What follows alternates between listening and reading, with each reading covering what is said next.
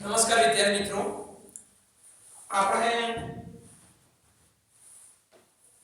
ગયા લેક્ચરની અંદર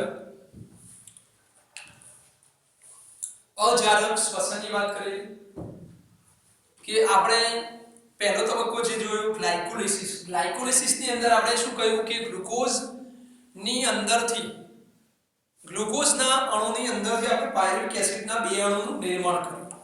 ગ્લાયકોલિસિસની અંદર આપણે ગ્લુકોઝના અણુની અંદરથી પાયરુવિક એસિડના આપણે બે અણુનું નિર્માણ કર્યું. હવે પાયરુવિક એસિડના અણુઓ જે કહી શકાય, જારકની અંદર પણ આપણે એવું કીધું કે કોમન શું છે કે ગ્લાયકોલિસિસ છે, પછી ક્રેબ્સ ચક્ર અને પછી ઓક્સિડેટિવ ફોસ્ફોરીકરણ ETS થાય. હવે અજારકની અંદર પણ આપણે શું કીધું કે ગ્લાયકોલિસિસ બંનેની અંદર કોમન છે, જારક અથવા તો અજારક હોય બંનેની અંદર ગ્લાયકોલિસિસ કોમન છે. હવે પ્રશ્ન અથવા MCQ પૂછાય કે જારક અને અજારક બંનેની અંદર કોમન કયું રસાયણ છે? તો જારક અને અજારકની અંદર બંનેમાં કોમન રસાયણ કયું આવશે સંયોજન? તો પાયરુવિક એસિડ જે છે એ જારક અને અજારક બંનેની અંદર બનતું સંયોજન છે. કારણ કે જારકમાં બી પાયરુવિક એસિડ બનવાનું છે, જારકની અંદર બી ગ્લાયકોલિસિસ થશે તો પાયરુવિક એસિડ બનશે, અજારકની અંદર બી આપણે ગ્લાયકોલિસિસ તો કરવાનું છે, પાયરુવિક એસિડ એ કોમન છે. બરાબર, ઓકે. હવે આપણે અજારકની વાત કરીએ કે અજારકમાં આપણે પાયરુવિક એસિડના બે અણુ બનાવ્યા. પાયરુવિક એસિડના અણુ ક્યાં બનાવ્યા? કોષરસ આધારકની અંદર આપણે બનાવ્યા. તો એ પાયરુવિક એસિડના બે અણુ આપણે શું કર્યું કે ભાઈ વનસ્પતિજન્ય માધ્યમની અંદર એન્ટ્રી મારો ઈસ્ટની અંદર, તો એની અંદર શું પ્રક્રિયા થાય? તો આપણે શું કહ્યું કે એની અંદર આપણે ઇથેનોલ બને. બે પાયરુવિક એસિડના અણુ લીધા એટલે આપણે બે એની અંદરથી શું બનાવીશું કે પાયરુવિક એસિડમાંથી આપણે પાયરુવિક ડીકાર્બોક્સાઇલેજ એટલે ડીકાર્બોક્સિલેશન થાય અને એની અંદરથી CO2 મુક્ત થાય એટલે બે CO2 બને અને બે એસિટાલ્ડિહાઇડના અણુ બને. હવે બે એસિટાલ્ડિહાઇડના અણુનું આપણે સૌસેચક NADH2 એટલે આપણે બે લીધા કારણ કે બે એસિટાલ્ડિહાઇડ છે, તો બે એસિટાલ્ડિહાઇડનું બે NADH2 વડે સૌસેચકની મદદથી ઓક્સિડાઇઝ થશે, બે NAD બનશે અને આપણને શું બને? બે ઇથેનોલનો અણુ પ્રાપ્ત થાય છે. આ વનસ્પતિજન્ય માધ્યમની વાત કરી. ત્યાર પછી આપણે પ્રાણીજન્ય માધ્યમની વાત કરી કે પ્રાણીજન્ય માધ્યમની અંદર પણ આ રીતે આપણે બે પાયરુવિક એસિડના અણુનું સૌસેચક 2NADH2 ની મદદથી આપણે ઓક્સિડાઇઝ કરીશું તો બે NAD મળશે અને નિપજ તરીકે બે લેક્ટિક એસિડના અણુ આપણને પ્રાપ્ત થાય છે. એટલે કે ઇન શોર્ટ કે આલ્કોહોલિક આથમણ એટલે ઇથેનોલ ના બે અણુ અને લેક્ટિક એસિડના બે અણુ પ્રાપ્ત થાય છે, બે CO2 પ્રાપ્ત થાય છે. અજારક શ્વસનની અંદર H2O પ્રાપ્ત થતો નથી. હવે ત્યાં સંપૂર્ણ દહન થતું નથી કારણ કે ઓક્સિજનની ગેરહાજરીમાં થાય છે. એટલે આપણે એવું કહ્યું કે ભાઈ ઉર્જા 60% કરતાં પણ ઓછી ઉર્જા ત્યાં અજારક શ્વસનની અંદર આપણને પ્રાપ્ત થાય છે, જેથી ATP ના બંધની અંદર એ સંચિત થઈ શકતી નથી. એટલે આમ તો ATP બનતો નથી, તો આપણે ATP કયા લેવા? તો પ્રશ્ન પૂછાય કે એક ગ્લુકોઝના અણુનું અજારક શ્વસન થાય તો ATP કેટલા આપણને પ્રાપ્ત થશે? તો આપણે ગ્લાયકોલિસિસ તો થાય જ છે એની અંદર, તો આપણે ગ્લાયકોલિસિસના બે ATP લઈ શકીએ. આપણે આમ ચોખ્ખી પ્રાપ્તિ વિચારીએ તો આપણને બે ATP મળે, આમ વિચારીએ ગ્લુકોઝ તો આપણે 4 લઈએ છીએ કારણ કે ઉત્પન્ન કુલ 4 થાય, પણ ચોખ્ખી પ્રાપ્તિ આપણને બે ATP ની થાય. અજારક તરીકે પણ આપણે એ રીતે લઈ શકીએ. ત્યાર પછી આપણે એવું કહ્યું કે સતત આવી પ્રક્રિયાઓ જે છે લેક્ટિક એસિડ કે આલ્કોહોલિક આથમણવાળી એ હાનિકારક છે સજીવો માટે. ત્યાર પછી આપણે 3 પ્રશ્નોની વાત કરેલી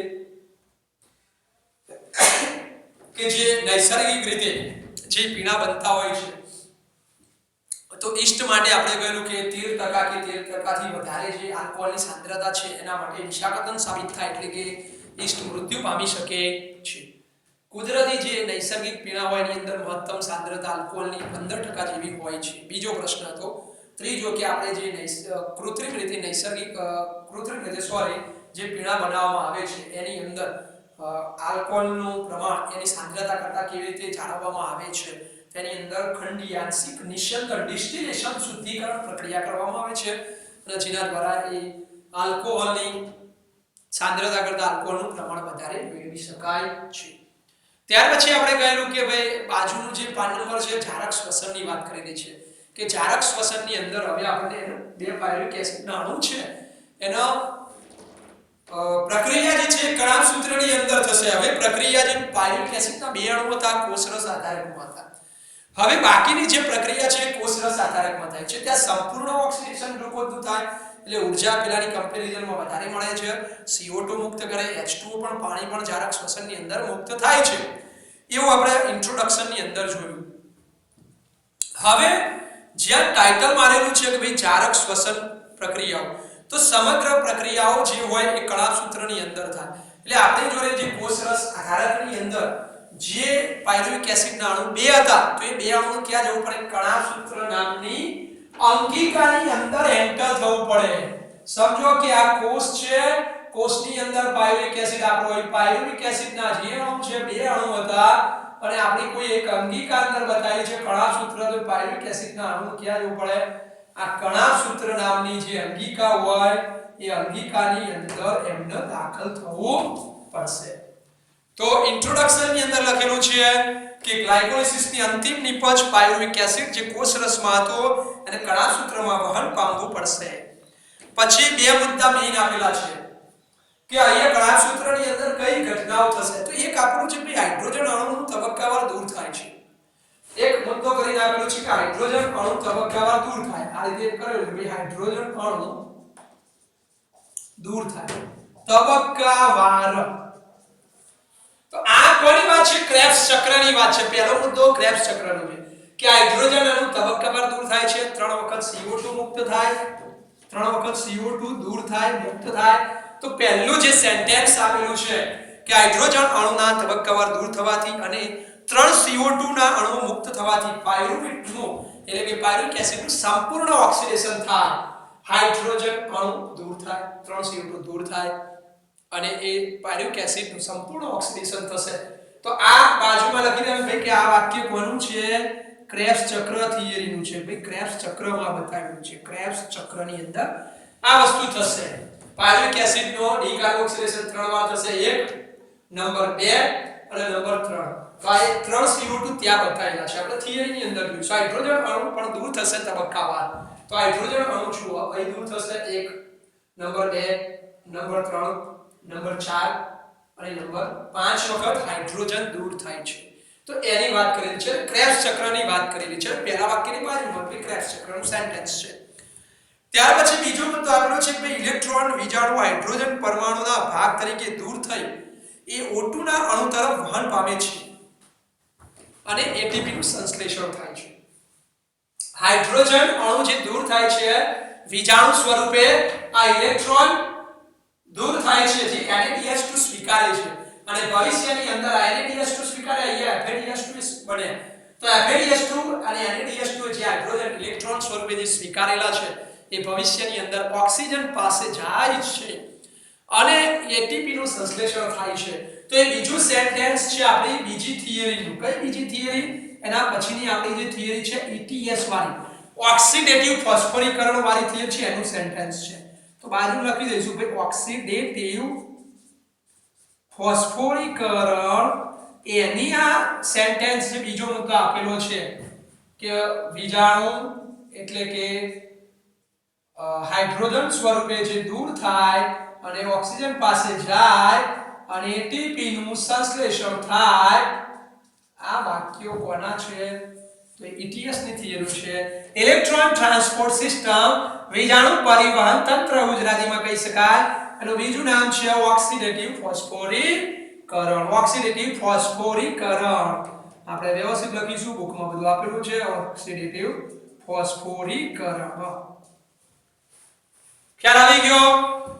હવે જુઓ આપણે વાત કરીશું કે સૌથી વધારે રસપ્રદ વાત એ છે કે પહેલી પ્રક્રિયા જે પહેલો મુદ્દો આપણે કહ્યું કે ભાઈ ક્રેબ્સ ચક્ર એ ક્યાં થાય છે અને બીજી પ્રક્રિયા ઓક્સિડેટિવ ફોસ્ફોરીકરણ એ ક્યાં થાય? તો પહેલી પ્રક્રિયા જે થાય ક્રેબ્સ ચક્રવાળી એ કણાભ સૂત્રના આધારકમાં થાય અને બીજી પ્રક્રિયા જે ETS વાળી છે એ ક્રિસ્ટી પટલ અથવા અંતઃપટલમાં થાય કણાભ સૂત્રની અંદર. તો આપણને વસ્તુનો ખ્યાલ હોવો જોઈએ કે પ્રથમ પ્રક્રિયા જે છે એટલે ક્રેબ્સ ચક્રવાળી પ્રથમ પ્રક્રિયા એટલે આપણે કીધી કે ભાઈ ક્રેબ્સ ચક્રવાળી પ્રથમ ઘટના એવું લખેલું છે કે પ્રથમ ઘટના એટલે પહેલા મુદ્દાની વાત છે એટલે ક્રેબ્સ ચક્ર. ક્રેબ્સ ચક્ર ક્યાં થાય? કણાભ સૂત્રના આધારકમાં થાય. કણાભ સૂત્રના આધારકમાં થાય. આધારકમાં એના મેટ્રિક્સમાં થાય. કણાભ સૂત્રના આધારકમાં થાય. એટલે આપણે દર્શાવ્યું છે કે ક્રેબ્સ ચક્ર તો લખેલું છે જો કે કણાભ સૂત્રના આધારકમાં થાય છે. બરાબર છે? રાઈટ. બીજી પ્રક્રિયા જે છે આ ETS વાળી બીજી ઘટના એટલે ETS ઓક્સિડેટિવ ફોસ્ફોરીકરણ એ ઘટના ક્યાં થાય? કણાભ સૂત્રના અંતઃપટલમાં. અંતઃપટલ અથવા ક્રિસ્ટી પટલ શબ્દ લખેલો હોય ક્રિસ્ટી પટલમાં. તો બરાબર સમજી લઈશું. જુઓ આપણે ગ્લાયકોલિસિસ ક્યાં પ્રક્રિયા થાય? કોષરસ આધારકમાં. આ ક્રેબ્સ ચક્ર કણાભ સૂત્રના આધારકમાં. આ ક્યાં થાય? કણાભ સૂત્રના અંતઃપટલ ક્રિસ્ટી પટલમાં થાય. હવે કોષરસનો આધારક તો આપણને ખ્યાલ આવી ગયો કે આ જગ્યાએ છે, પણ એની અંદર હવે કોષરસમાંથી પાયરુવિક એસિડના અણુને એન્ટર થવાનું છે કણાભ સૂત્રમાં. એક પ્રક્રિયા આધારકની, બીજી અંતઃપટલમાં. તો આપણને થોડોક આઈડિયા હોવો જોઈએ. અંગીકાર દ્વારા આપણે થોડુંક સમજી લઈએ. ચેપ્ટર 8 ની અંદર તમે સવિશેષ સમજી લીધું હશે. તો માની લો કે એનું આપણે વિચારી લઈએ. આપણે એનું બાહ્ય પટલ. ત્યાર પછી આપણે વિચારી લઈએ એનું અંતઃપટલ. આપણે વિચારીએ કે અંતઃપટલની રચના આ રીતે છે.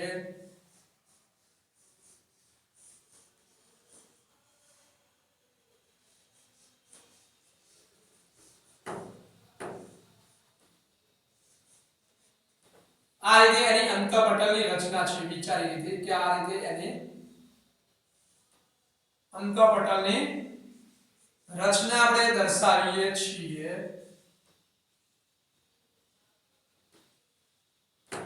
ઓકે, તો અહીંયા અંતઃપટલ આ બાહ્ય પટલ થયો. આ આપણે બતાવી દઈશું એનું અંતઃપટલ. એ અંતઃપટલ અથવા ક્રિસ્ટી પ્રવર્ધ કહેવાય. ક્રિસ્ટી પટલ. આ અંતઃપટલ, આ બાહ્ય પટલ, આ વચ્ચેનો જે ભાગ હોય, બંનેની વચ્ચેનો ભાગ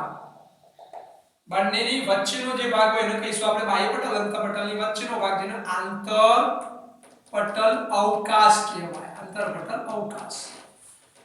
બાહ્ય પટલ, આંતરપટલ વાળો જે ભાગ છે, આંતરપટલ વાળો જે ભાગ છે અને આ વચ્ચેનો ભાગ આંતરપટલ અવકાશ. અને આ જે ભાગ રહ્યો અંદરનો જે ભાગ છે જેને આપણે શું કહીશું? ક્રેબ્સ ચક્રનો આધારક ભાગ, આધારક મેટ્રિક્સ કહીશું. તો હવે આપણે શું કીધું કે ક્રેબ્સ ચક્રવાળી ઘટના કણાભ સૂત્રના આધારકમાં આ જગ્યાએ થશે. બરાબર સમજો. કણાભ સૂત્રના આધારકમાં ક્રેબ્સ ચક્ર થશે. ETS વાળી જે પ્રક્રિયા છે ઓક્સિડેટિવ ફોસ્ફોરીકરણ, ત્રીજો તબક્કો આપણો જારકનો.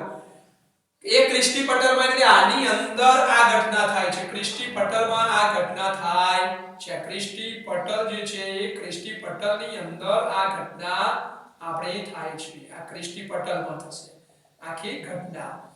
તો યાદ રાખીશું કે ક્રેબ્સ ચક્ર કણાભ સૂત્રના આધારકમાં આવી જગ્યાએ થશે અને આ ઘટના થશે એના ક્રિસ્ટી પટલમાં. અંતઃપટલ છે એની અંદર ઘટના થાય છે. ક્લિયર? તો કે ક્લિયર. હવે આપણે મુદ્દો જોઈશું. પહેલી ઘટના કઈ કે ક્રેબ્સ ચક્ર જોઈએ. હવે કણાભ સૂત્રની અંદર પાયરુવિક એસિડના બે અણુ એ ક્રેબ્સ ચક્ર જે ક્રિયા થતી હોય આ એ ક્રેબ્સ ચક્રની અંદર જે એન્ટ્રી કરે એ પહેલાની આપણે થિયરી જોઈ રહ્યા છીએ કે ક્રેબ્સ ચક્રની અંદર એન્ટ્રી કરે એ પહેલા કઈ ઘટના થશે. તો એ એન્ટ્રી કરે એ પહેલાની ઘટના આપણે એક અણુ માટે અહીં આપેલી છે. તો એને બરાબર સમજીશું. ચાર્ટ દ્વારા જ આ વસ્તુ સમજવાની છે.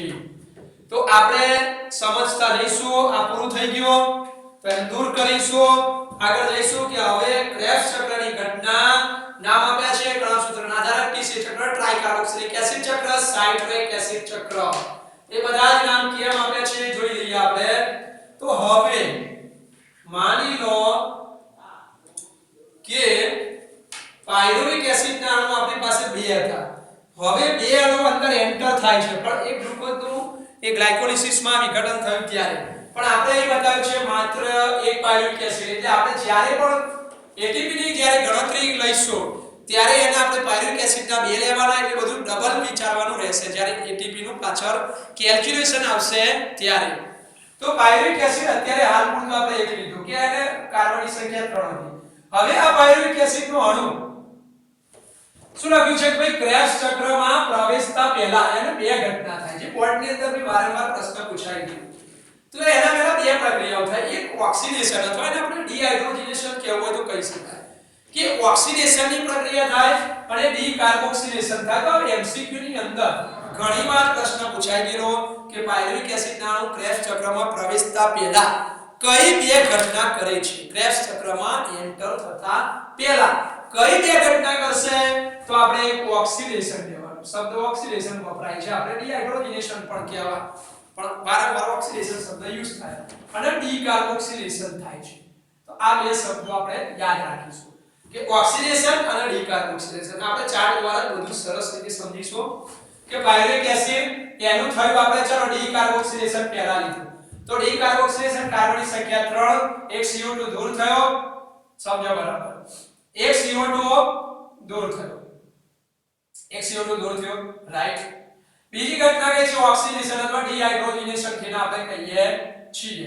તો ડીહાઇડ્રોજનેશનમાં શું થાય? 2H+ 2 ઇલેક્ટ્રોન મુક્ત થયા, જેને હાઇડ્રોજનગ્રાહી જે પદાર્થ હતો એને ડી સ્વીકાર્યા અને શું બની ગયું? એરો આ રીતે બતાવવાનું છે. શું બની ગયો? NaDH2 બને છે. અને NaDH+H+ લખ્યું હોય આપણે NaDH2 લખીએ છીએ. તો અહીં NaDH2 બને અને સંયોજન કયું બને છે? એસિટેટ. તમારી બુકમાં ડાયરેક્ટ આ બતાવ્યું છે, મેં પેલું સંયોજન વચ્ચેનું બતાવ્યું કે એસિટેટ બને. શું નિપજ બને છે? એસિટેટ બને છે. કાર્બનની સંખ્યા એની કેટલી છે? 2 છે. એ એસિટેટ ની અંદર આપણે શું એડ કર્યું? એસિટાઇલ કોએન્ઝાઇમ એ જે સહઉત્સેચક તરીકે વર્તે છે.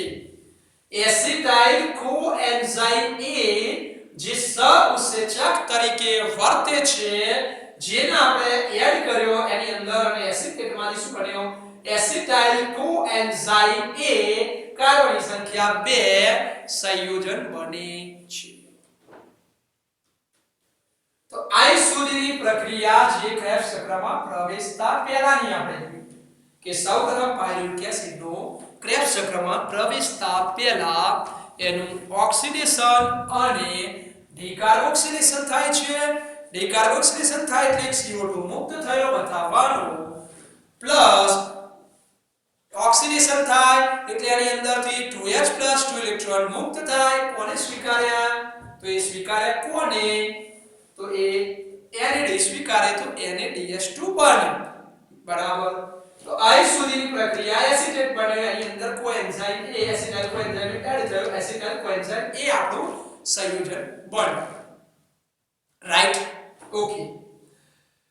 હવે જુઓ, આપણે પાયરુવિક એસિડના અણુ 2 લઈએ છીએ. પાયરુવિક એસિડના અણુ કેટલા લેવાના? 2 લેવાના. તો આપણે 2 અણુ માટે વિચારીએ તો ત્યારે શું આવશે? NaDH2 કેટલા બને?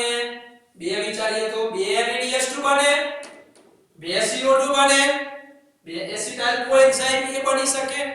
રાઈટ? એટલે નીચે અંદર વાક્ય લખેલું હશે કે પાયરુવિક એસિડના અણુમાંથી એસિટાઇલ કોએન્ઝાઇમ એ બને છે દરમિયાન NaDH2 કેટલા પ્રાપ્ત થયા? તો 2 થયા. કેમ? કારણ કે પાયરુવિક એસિડ 2 લઈએ તો 2 થાય.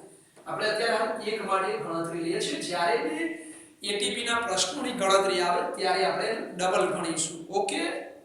હવે આ સુધીની જે પ્રક્રિયા થઈ એની અંદર આપણે કયો ઉત્સેચક ભાગ ભજવે?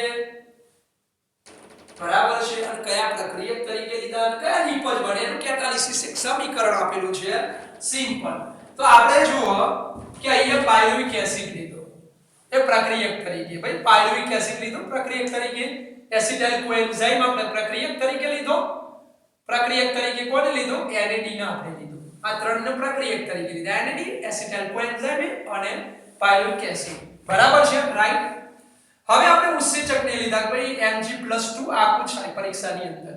કેના માટે જવાબદાર ખનિજ તત્વ કયું છે? મેગ્નેશિયમ Mg+2 અને આના નામ ઉપરથી પાયરુવિક એસિડ આપણે ડીકાર્બોક્સિલેશન થાય ડીહાઇડ્રોજનેશન થાય એટલે એના ઉપરથી નામ હોય પાયરુવિક એસિડ ડીહાઇડ્રોજનેજ ઉત્સેચક આ ઉત્સેચક ભાગ બચ્યો નિપજ તરીકે આપણે શું બનાવ્યું મીન એસિટાઇલ કોએન્ઝાઇમ એ બનાવ્યું પ્લસ CO2 આપણને મળ્યો ડીકાર્બોક્સિલેશન થયું CO2 પ્લસ શું બને NaDH2 NaDH2 મળ્યો ઓકે તો આ થયું પાયરુવિક એસિડ નો અણુ ક્રેબ્સ ચક્રમાં એન્ટર થાય એ પહેલાની પરિસ્થિતિ થઈ હવે એક પ્રશ્ન આવે હવે એસિટાઇલ કોએન્ઝાઇમ ક્રેબ્સ ચક્રમાં જશે તો એક પ્રશ્ન આવતો હતો તો આપણે એવું લખી શકીએ કે ગ્લાયકોલિસિસ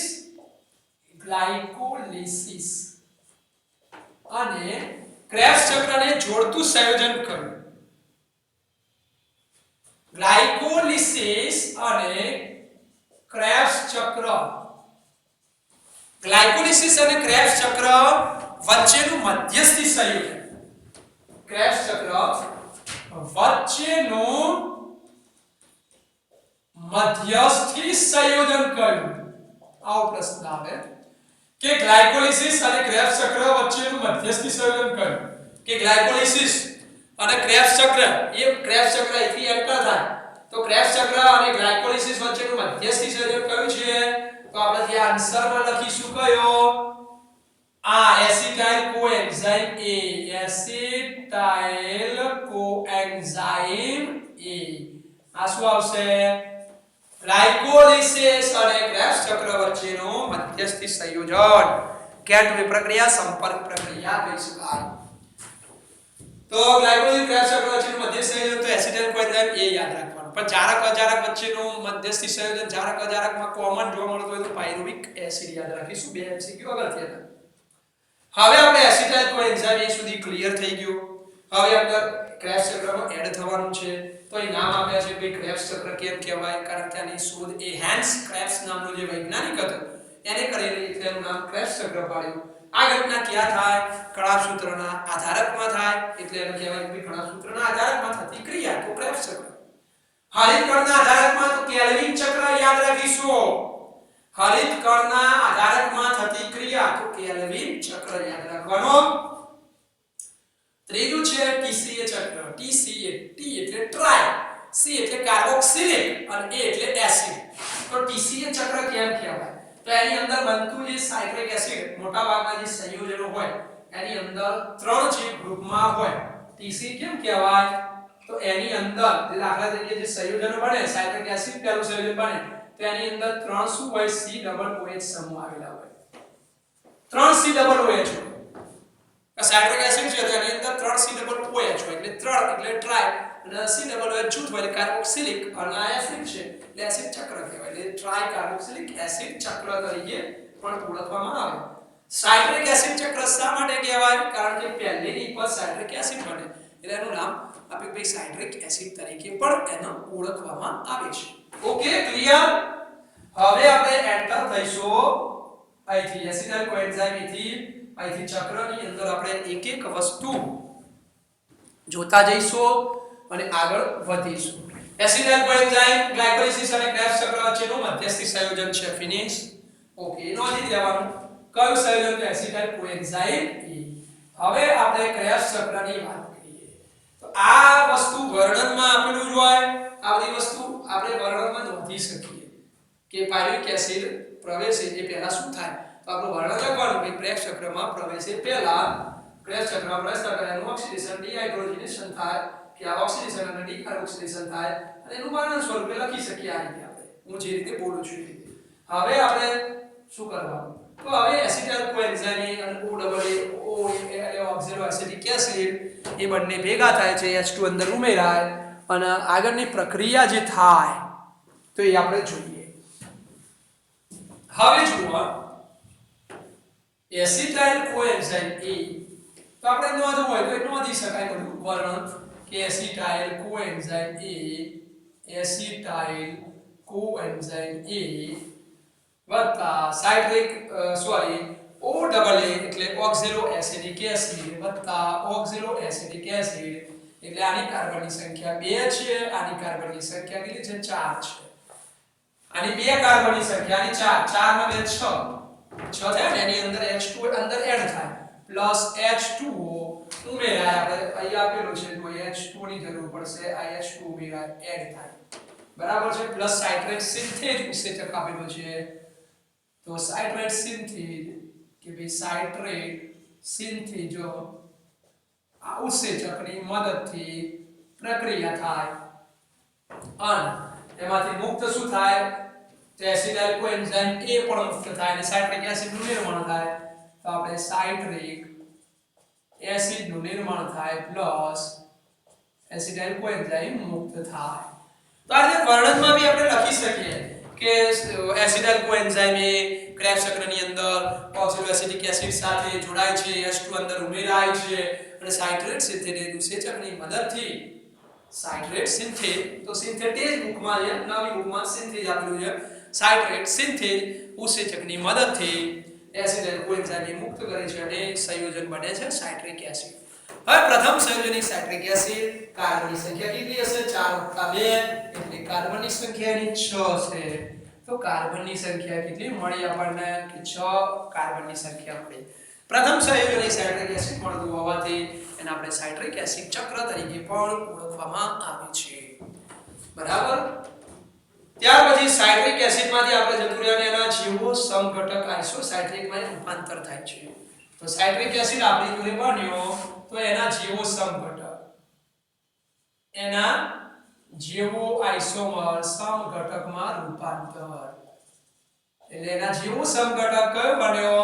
તો આપણે લખીશું આઇસોસાઇટ્રિક એસિડ કે ભાઈ એના જીવો આઇસોસાઇટ્રિકમાં રૂપાંતર થાય છે આઇસોસાઇટ્રિકમાં ફેરવાય છે તો કાર્બનની સંખ્યા તો 6 જ રહેશે ને આઇસોસાઇટ્રિક એસિડ હવે આઇસોસાઇટ્રિક એસિડ નું શું થશે તો બે ઘટના થાય કઈ ઘટના CO2 બહાર નીકળે એટલે કઈ ઘટના થશે ડી કાર્બોક્સિલેશન અને બીજી ઘટના કઈ આ ડી કાર્બોક્સિલેશન વાળી ઘટના બતાવી અને બીજી કઈ ડીહાઇડ્રોજનેશન ડીકાર્બોક્સિલેશન અને ડીહાઇડ્રોજનેશન તો આપણે અહીં લખવાનું કે આ બે પ્રક્રિયાઓ થાય ડીકાર્બોક્સિલેશન થતા અને ડીહાઇડ્રોજનેશન થતા ડીહાઇડ્રોજનેશન પ્રક્રિયા થતા ડીકાર્બોક્સિલેશન થતા CO2 મુક્ત થાય ડીહાઇડ્રોજનેશન થતા ઇલેક્ટ્રોન 2 ઇલેક્ટ્રોન 2H+ NAD સ્વીકારે અને શું બને NADH2 બને અને નવું સંયોજન કયું બન્યું એક CO2 ગયો 6 હતા 6 માંથી એક CO2 ગયો એટલે કાર્બન વાળું કયું બન્યું 5 કાર્બન વાળું સંયોજન પ્રાપ્ત થયું 5 કાર્બન વાળું નવું સંયોજન આલ્ફા કીટો ગ્લુટેરિક એસિડ નું રૂપાંતર થયું જેની કાર્બનની સંખ્યા 5 થઈ ચાર્ટ દ્વારા સરસ મજાનું વર્ણન આપણે આટલો ચાર્ટ દોરેલો હોય તો બધી જ વસ્તુ એક એક આપણને આમાંથી ખબર પડે કોઈ વર્ણનની જરૂર નથી એની અંદરથી કોઈ પણ MCQ આવે તો આપણને આઈડિયા આવી જાય ચાર્ટ તૈયાર કરવાનો કારણ કે આ બેઝ MCQ માટેના છે ફરીથી આલ્ફા ગ્લુટેરિક એસિડ માંથી આપણે જતા રહીશું સક્સિનાઇલ કોએન્ઝાઇમ A સક્સિનાઇલ કોએન્ઝાઇમ A બને છે શું થાય છે ઘટના ફરીથી ડીકાર્બોક્સિલેશન ફરીથી ડીહાઇડ્રોજનેશન થાય તો ફરીથી એના એ જ વસ્તુ લખવાની કે ડીકાર્બોક્સિલેશન થાય એટલે CO2 મુક્ત થયો ડીહાઇડ્રોજનેશન થયું એટલે NADH2 બન્યા અને આલ્ફા કીટોગ્લુટેરિક એસિડ માંથી શું બન્યું સક્સિનાઇલ કોએન્ઝાઇમ A બને કાર્બનની સંખ્યા 5 હતી પણ અહીં થઈ જશે 4 કાર્બન વાળું છે તો આપણે વર્ણન લખી શકીએ કે આલ્ફા કીટોગ્લુટેરિક એસિડ માંથી સક્સિનાઇલ કોએન્ઝાઇમ A નું રૂપાંતર થાય છે બને છે જેની અંદર ડીકાર્બોક્સિલેશન થતા CO2 મુક્ત થાય અને ડીહાઇડ્રોજનેશન થતા 2H+ 2 ઇલેક્ટ્રોન NAD સ્વીકારે અને NADH2 માં ફેરવાય છે આ રીતે વર્ણન લખતું જવાનું સક્સિનાઇલ કોએન્ઝાઇમ A માંથી સક્સિનિક એસિડ બને એ દરમિયાન એક GTP બને છે એક GTP અને એક ATP બને છે GTP એટલે ગ્વાનોસાઇન ટ્રાઇફોસ્ફેટ ATP એડિનોસાઇન ટ્રાઇફોસ્ફેટ એટલે એક GTP અને એક ATP નું નિર્માણ થાય છે તો આ એક ATP જે બન્યો ક્યાંથી સમીકરણ કયું ભાઈ સક્સિનાઇલ કોએન્ઝાઇમ A માંથી સક્સેનિક એસિડ બને દરમિયાન સક્સેનિક એસિડ બને 4 કાર્બન વાળો તો સક્સેનિક એસિડ બને એ દરમિયાન આપણને એક એટીપી પણ પ્રાપ્ત થયો જે આ એટીપી શું કહી શકાય આ પ્રક્રિયા ક્યાં થાય છે કણાભ સૂત્રના આધારકમાં એટલે આના એટીપી ને આપણે શું કહીશું આધારિત ફોસ્ફોરીકરણ વાળો એટીપી આધારિત ફોસ્ફોરાયલેશન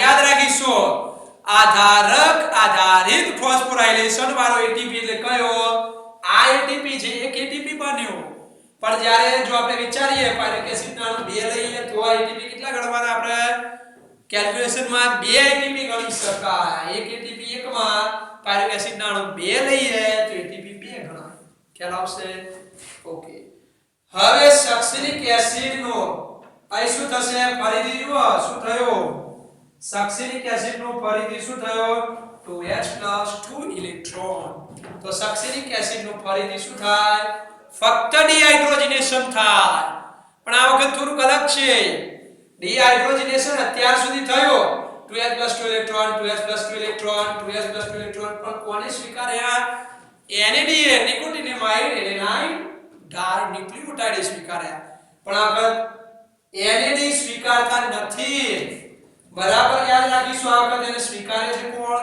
FAD ફ્લેવિન એડેનોસાઇન ડાઇન્યુક્લિયોટાઇડ ફ્લેવિન એડેનોસાઇન ડાઇન્યુક્લિયોટાઇડ એને સ્વીકારે છે FAD સ્વીકારે છે અને FAD સામા ફેરવાય FADH2 માં ફેરવાય છે તો આપણે અહીં નોંધતા જઈશું કે ભાઈ સક્સેનિક એસિડ માંથી જ્યારે ફ્યુમેરિક એસિડ બને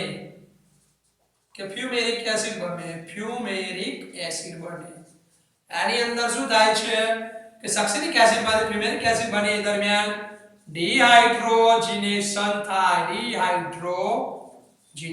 થાય પણ એના 2H + 2 ઇલેક્ટ્રોન કોણ સ્વીકારે તો વર્ણન લખવાનું ભાઈ NAD નહીં FAD સ્વીકારે અને એ FADH2 બને છે બરાબર સમજમાં ફ્યુમેરિક એસિડ બને ફ્યુમેરિક એસિડ માંથી 4 કાર્બન માંથી મેરિક એસિડ રૂપાંતર થાય અંદર H2 એક એડ થાય છે H2 અંદર એડ થતા તો આ બધું લખતું જવાનું ફ્યુમેરિક એસિડ માંથી મેલિક એસિડ બનતા અંદર H2 ઉમેરાતા ફ્યુમેરિક એસિડ માં એક H2 નો અણુ ઉમેરાતા મેલિક એસિડ બને છે તો મેલિક એસિડ બને આ બધું નોંધતું જવાનું આપણે મેલિક એસિડ નું હવે ડિહાઇડ્રોજનેશન થયું ફક્ત આ યાદ રાખવાનું કે કોની વચ્ચે ડિહાઇડ્રોજનેશન થયું કોની વચ્ચે ડીકાર્બોક્સિલેશન થયું કે ભાઈ ફ્યુમેરિક એસિડ માંથી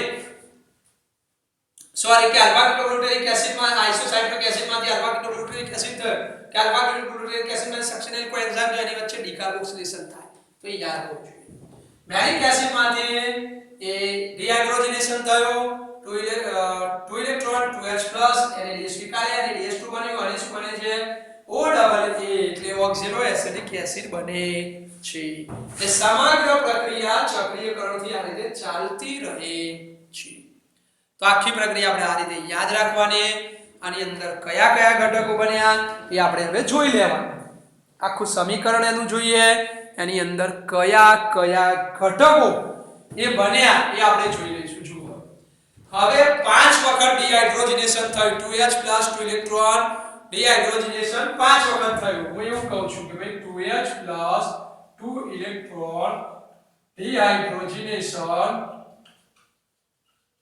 ઘટના 5 વખત થઈ કઈ રીતે તો 5 વખત થઈ એક વાર બે વાર ત્રણ વાર 4 2H + 2 ઇલેક્ટ્રોન અને 5 તો 5 વખત ડિહાઇડ્રોજનેશન થઈ એવું કહેવાય ઓકે હવે તમે વિચારો ભાઈ ડીકાર્બોક્સિલેશન કેટલી વાર થયું આખાની વિચારીએ તો 1 2 3 વાર થયું બરાબર છે એક એક વાર આધારક આધારિત એટીપી કેટલા બન્યા તો એક એટીપી બન્યો હવે NADH2 કેટલા બન્યા આખા આપણે ગણીએ છીએ ખાલી ટેસ્ટ ચક્રના ને બધું અલગ પૂછાય એક વાર NADH2 બે વાર ત્રણ વાર અને NADH2 કેટલા બન્યા 4 NADH2 બન્યા બરાબર સમજજો આ બધી વસ્તુ 4 NaDH2 બન્યા 4 NaDH2 બન્યા ઓકે હવે FADH2 કેટલા બન્યા તો એક જ FADH2 બન્યું તો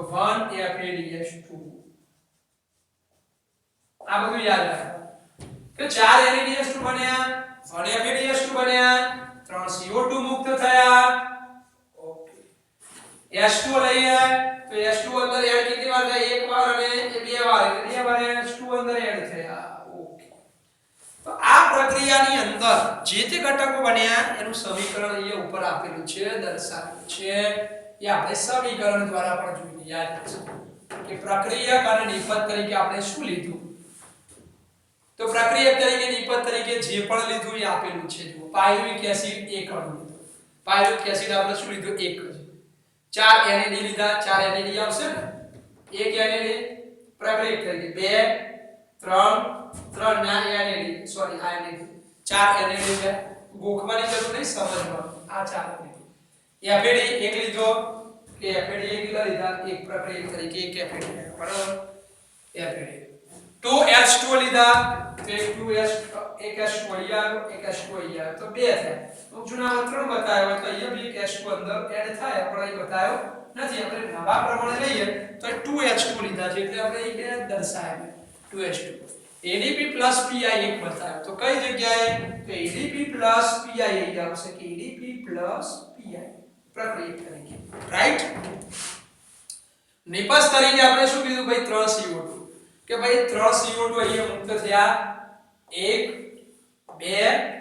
2 3 CO2 મુક્ત થયા okay 3 CO2 4 NaDH plus 4H plus એ રીતે લખેલું છે અથવા આવું ના લખો અને 4 NaDH2 લખો તો પણ આ ભેગું આવી જાય તો 4 NaDH2 તો 1 2 3 અને 4 NaDH2 થઈ ગયા ઓકે પછી FADH2 1 FADH2 તો 1 FADH2 બરાબર છે પછી 1 ATP તો આપણે લઈશું એક 1 ATP બની તો આટલી પ્રક્રિયકોની અંદરથી નિપજો પણ આપણને પ્રાપ્ત થાય છે હવે આપણે ડબલ જો કરીએ કે એક ગ્લુકોઝનું અણુનું આપણે દહન કરીએ ગ્લાયકોલિસિસ કરીએ પાયરુવિક એસિડના બે અણુ બને અને એ બે પાયરુવિક એસિડનો આખો આપણે આ ચક્ર ફેરવીશું તો આપણને શું થશે પૂછાય શું થાય તો FADH2 અને NaDH2 કેટલા મળે સમજો આખું ડબલ કરી દેવાનું ડબલ વિચાર CO2 કેટલા મળે 1 2 3 3 2 6 વખત ડીકાર્બોક્સિલેશન થાય આખું જો લખેલું હોય તો 6 વખત ડીકાર્બોક્સિલેશન પછી NaDH2 કેટલા થાય એક વાની અંદર 1 2 3 અને 4 લીધા તો 4 દૂર 8 થાય ખ્યાલ બરાબર સમજજો 8 FADH2 થશે કેટલા કે આખું એકવાર પાયરુવિક એસિડ ગ્લુકોઝનું દહન થાય સંપૂર્ણ ઓક્સિડેશન થાય તો આમાંથી બે પાયરુવિક એસિડ બને બે પાયરુવિક એસિડ ક્રેશ ચક્રમાંથી લઈ જઈશું તો આપણે FADH2 કેટલા યાદ રાખવાના 8 NaDH2 સોરી NaDH2 કેટલા મળે આપણને 8 મળે બરાબર છે FADH2 કેટલા મળે 1 પણ આ બે અણુ માટે બીજી વાર ચક્ર ફરશે એટલે FADH2 મળે બરાબર સમજો 2 FADH2 CO2 કેટલા લીધા 3 તો આપણે 3 દૂર 6 ડીકાર્બોક્સિલનો CO2 6 મળે બરાબર ઓકે તો આ આપણને નિપજ તરીકે મળે છે પ્રશ્ન છેલ્લા થિયરી આપણે પૂરી કરી હવે એને એવું લખેલું છે કે 8 NaDH2 મળે છે 2 FADH2 મળે છે આપણને તો ટૂંકમાં એવું કહે છે કે NaDH2 FADH2 મળ્યું પણ આપણે કોઈ જગ્યાએ આપણે કોઈ O2 ની વાત કરી નથી અને કોઈ જગ્યાએ ATP ની આપણે વાત કરી તો ATP કેટલા મળે આમ ચક્ર આધારિત ફેરવી એક વાર એક ATP તો બે વાર તો 2 ATP મળશે ચલો 2 ATP મળે આધારિત વાર તો હવે અહીંયા એવું કહે છે કે આ ચક્રની અંદર 8 FADH2 NaDH2 એક FADH2 મળ્યા O2 નો કોઈ ઉલ્લેખ નથી અને 2 ATP જ ખાલી મળે તો આપણે તો એવું કહીએ છીએ કે ગ્લુકોઝનું ઓક્સિજનની હાજરીમાં જો દહન થાય સંપૂર્ણ ઓક્સિડેશન થાય તો ઊર્જા આપણને લગભગ લમસમ આપણે 36 ATP કહીએ કે 36 ATP કિલો કેલરીમાં આપણે 686 કિલો કેલરી કહીએ 6,86,000 કેલરી કરી. તો આટલા એટીપી 36 એટીપી આપણે લખેલા જારકની અંદર સમીકરણમાં. તો એક ગ્લુકોઝનું સંપૂર્ણ દળ તો એ તો આધાર તરીકે આપણે 2 જ એટીપી બનાવ્યો, તો બાકીના એટીપી બનશે કેવી રીતે? તો એ પ્રશ્ન છે. તો એના માટે આપણે શું કરવું પડશે કે આ જે NADH2 બને આપણા 8 કે FADH2 બને 2, એટલે ટોટલ 8 અને 2 10. 8 અને 2 10. આપણે ગ્લાયકોલિસિસ ના વિચારીએ તો આપણે અહીં સુધી FADH2 અને NADH2 કેટલા બનાયા? FADH2 2, NADH2 ક્રેબ્સ ચક્રના 8. ગ્લાયકોલિસિસ ના કેટલા બનેલા? યાદ હોવું જોઈએ, ગ્લાયકોલિસિસ માં 2 બનેલા, એટલે NADH2 2 અને 8, 8 ને 2 10 થયા. 10 NADH2 અને 2 FADH2, એટલે ટોટલ 12 થયા. તો એ 12 નો એ NADH2 અને FADH2 જેટલા બનેલા છે એનું પાછું ફરીથી ઓક્સિડેશન થશે, અને એ ઓક્સિડેશન દરમિયાન એ ઊર્જા જે મુક્ત થશે એટીપી માં એ સંચિત થશે. તો એ વખત ઢગલો એટીપી આની અંદરથી બને છે, પણ એ આખી જ પ્રક્રિયા કે NADH2 FADH2 નું ઓક્સિડેશન કરવાનું છે, એ ઇલેક્ટ્રોન 2H+2 ઇલેક્ટ્રોન મુક્ત કરવાના છે અને એને ઓક્સિજન સાથે લઈ જવાના છે, અને એટીપી આપણને મળશે. તો એ આખી સમગ્ર પ્રક્રિયા આપણે ક્યાં જોવી પડશે? ETS થિયરી આવશે, ઇલેક્ટ્રોન ટ્રાન્સપોર્ટ સિસ્ટમ, વિજાણુ પરિવહન તંત્ર, ઓક્સિડેટિવ ફોસ્ફોરીકરણ તબક્કાની અંદર એની વાત આવે છે. તો નેક્સ્ટ થિયરી આપણી આવશે ETS. પણ ETS આપણે સ્ટાર્ટ કરીએ એના પહેલા આખી ગ્લાયકોલિસિસ અને ક્રેબ્સ ચક્ર આપણે અહીં સુધીની ખબર હોવી જોઈએ, ક્લિયર કટ. ત્યાર પછી એના થોડા ઘણા MCQ પણ આપણે સોલ્વ કરાવીશું, અને ફરીથી એક રિપીટ પણ રિવિઝન પણ કરાવીશું આનો, અને પછી આપણે ETS તરફ જઈશું. બરાબર છે? તો આ રીતે આપણે ક્રેબ્સ ચક્રની અંદર આપણી જે સંપૂર્ણ વાત કરી એ બધી ટોટલી નાના મુદ્દાની આપણે વાત કરી દીધી. તો આપણે યાદ રાખવાનું કે NADH2 8 ક્યાંથી આયા, FADH2 2 ક્યાંથી આયા, 6 CO2 ક્યાંથી આયા, 2 ATP ક્યાંથી આયા, બધી માહિતી આપણને ખબર હોવી જોઈએ. ક્રેબ્સ ચક્રનું ખાલી પૂછ્યું હોય તો NADH2 કેટલા બને? 1 2 અને 3 જ બને એવું સબ ખબર પડવી જોઈએ, એટલે 3 દુ 6 બને. સમગ્ર પૂછે એટલે 4 કીધા એટલે 4 દુ 8 થયા, અને FADH2 1 એટલે 2 કીધા, અને ગ્લાયકોલિસિસ ના ભવિષ્યની અંદર જરૂર પડે એટલે NADH2 ટોટલ 10 થયા, FADH2 2 થયા, ટોટલ 12 થયા. અને એનું આપણે ETS ની અંદર એ જેટલા બી 10 NADH2 અને 2 FADH2 બધા આપણે લઈ જવાના ETS ની અંદર, અને એનું ઓક્સિડેશન કરીને ફરીથી પાછા ઇલેક્ટ્રોન અને હાઇડ્રોજન છૂટા કરવાના છે, અને ઊર્જા જે મુક્ત થાય અને એને ATP સ્વરૂપે સંચિત કરવાની બંધમાં. તો આપણને પુષ્કળ ATP એટલે કે લંબસમ 36 ATP એટલે કે સુકોષ કેન્દ્રીય યુકેરિયોટિક સજીવની અંદર એ 36 ATP આપણને પ્રાપ્ત થશે. તો એનું આગળની થિયરીની અંદર આપણે વાત કરીશું. આટલા આપણે અટકીશું. Okay, thank you.